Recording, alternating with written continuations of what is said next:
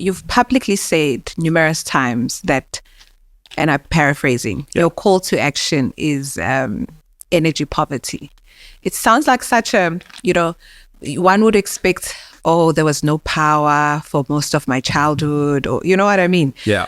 And you said you want to offer energy independence. Okay, I understand there's a analyst background and all of that, but I'm trying to figure out, because I don't think that bug caught you when you're an analyst. I feel like it's a bit late to catch you, because it seems very personal. And No, it is very personal, and I'll explain why I think it's very personal.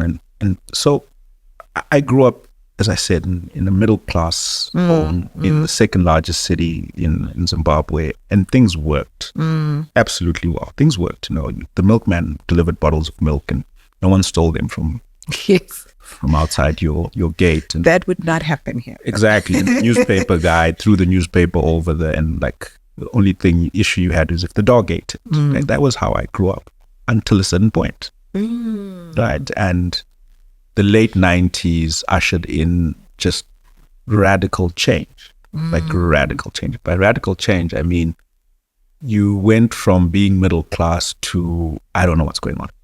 Right. So, power started going out.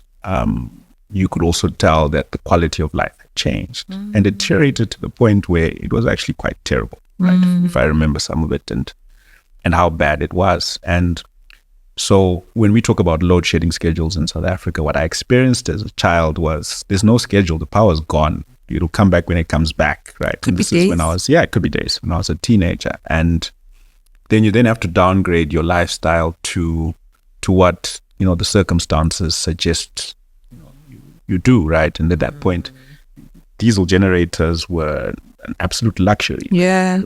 The richest of the rich were the only people that could even think about it. Like, it was not even in our wheelhouse of things that we could think about. Yes.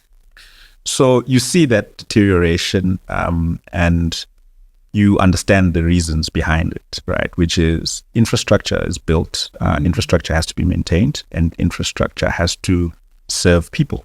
And as your population grows, as the financial fortunes of the people that you're supposed to serve change, and they continue to demand more, that investment has to be aligned with that. It has to be a concomitant sort of action around how do we ensure that basic services are available. I often cite this as an example. When I was young, and when I was young, I went to, primary school, mix. It was two primary schools, private one initially, government school. I went to a government high school. So government schools where things just worked. Right. I remember when I used to go to church with my mother, the nurse who was, responsible for giving me my first set of inoculations was the same nurse at the tiniest clinic you could ever think about, till I was a lot older.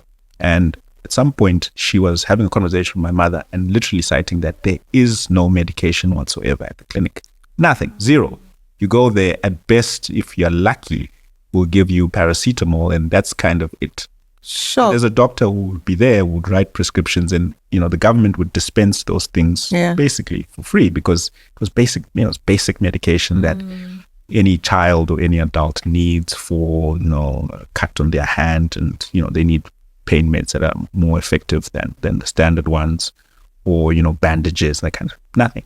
It's all gone. So that understanding of what it means to have things work a certain way, and then they're not work. Taken away. And literally from the time I was probably 15, 16, cooking using firewood became the thing in the city, like in a town. You cook using firewood. You literally light a fire, you cook, and that's it.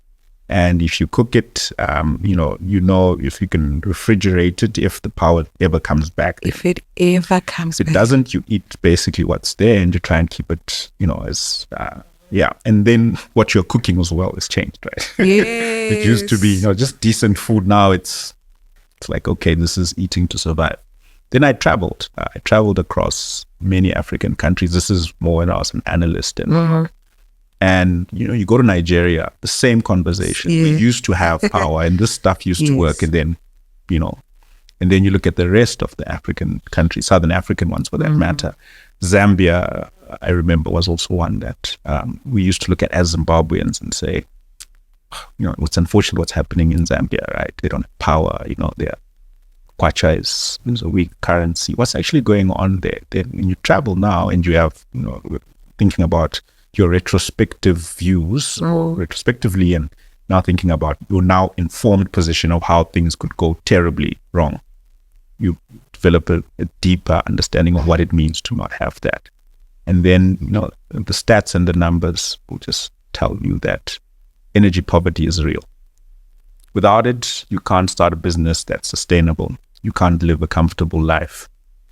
And if you take those two things as super important for any person transitioning from being child, student, adult, rest of your life, then you start figuring out ways to solve for that. And then you start getting into the detail, right? Each of these can be delivered however you want them to be delivered, but it will cost money, and each of these has a different cost. And then starting to understand what is the most sustainable or optimal way of making sure that at a minimum there's enough power for people to live their lives and for businesses to continue to grow and support the people that are living their lives. Then it becomes a mission for me to solve for that. And as I've said, like that whole water carrier approach, which is, I'm not going to solve all the problems, but let me try and be the guy in the background trying to do that, and trying to do that honestly with the perspective that it's important.